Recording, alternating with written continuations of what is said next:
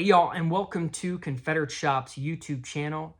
Right now, I'm recording in our warehouse where I keep all the stock of our wonderful books that I sell to you all, and it seems to be a good location to record a video. I was doing some reading here this morning, once again, on one of my most favorite Confederate generals, Nathan Bedford Forrest.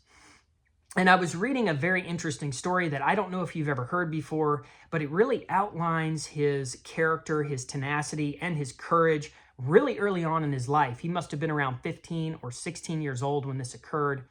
But the story begins with two of his sisters, Fanny and Miriam, who are traveling through the wilderness of northern Mississippi later in the evening, and they were carrying a supply of chickens. Now, chickens were a precious commodity back then, especially on frontier America.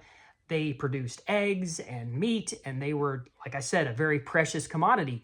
So Fanny and Miriam were traveling by horseback with these chickens in a basket, and they came upon nothing else but a panther. Then a panther, of course, is extremely dangerous, and they're very hungry. So, of course, they want some chickens. So they get startled. The horses get startled from the panther, the horses sense the panther in the bushes, and chaos ensues. They drop the chickens, and of course, the panther goes for the chickens. Well, one of the girls, Miriam, says, "I'm not going to let him take my chickens." So she tries to get the chickens from the panther, and the panther attacks her. Now, as the story goes, she's pretty badly wounded, but thankfully they're not too far from home, and both the girls make it to the cabin there in the frontier Mississippi. Now, Nathan Bedford Forrest says immediately that he's going to go out and kill this beast. Of course, his mother insists that he waits until morning. It would be much safer, as any mother would do to their 15 or 16-year-old son who wants to take a single-shot flintlock rifle out to kill a dangerous animal in the middle of the night. But he insists because essentially at this time, Nathan Bedford Forrest is the patriarch of his family. He's leading his family because his father has already died. So he goes out in the middle of the night, tracks down this panther, and by morning kills it. He brings back the scalp.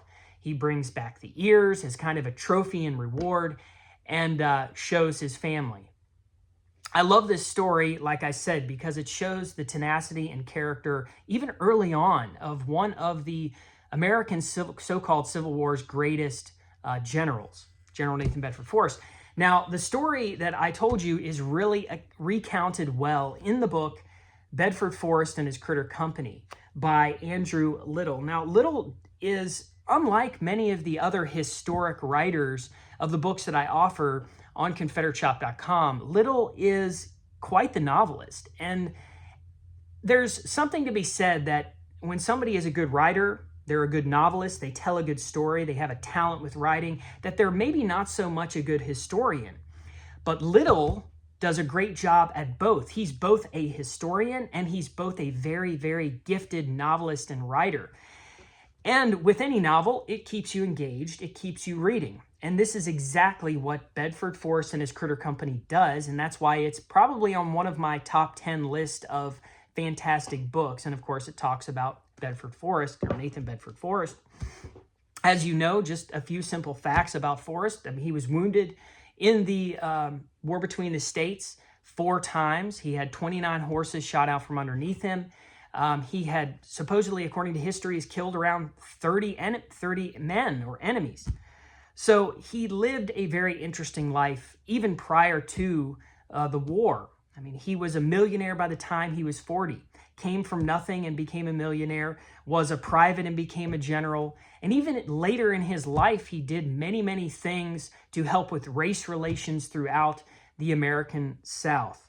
Of course, he does have things about his life that people criticize, but I always say that you need to examine history and examine it carefully and really look into the claims that people are saying to really get the full truth about the story.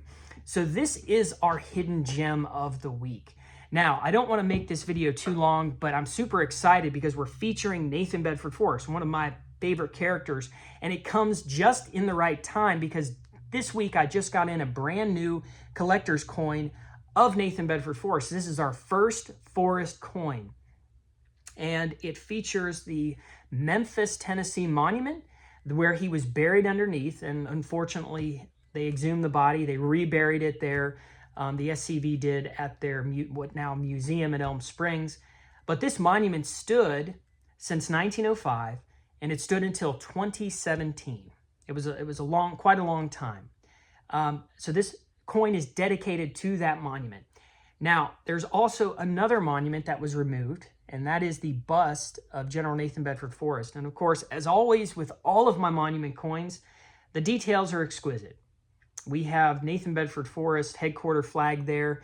In the corner, we have the dates of when it was erected and then taken down. And then on the back, I have the 3-star of Tennessee that's in the center of the flag, and also the Confederate Medal of Honor, because Forrest was one of the few, around 40 Confederate individuals who were given the Confederate Medal of Honor there after the war. It was an honor that was given out to a few Confederates. But you can get the coin this week, and you can also get our hidden gem, Bedford Forrest and his Critter Company. So thank you all so much for listening to this YouTube channel and to my videos and supporting ConfederateShop.com and our work here. It's sincerely appreciated.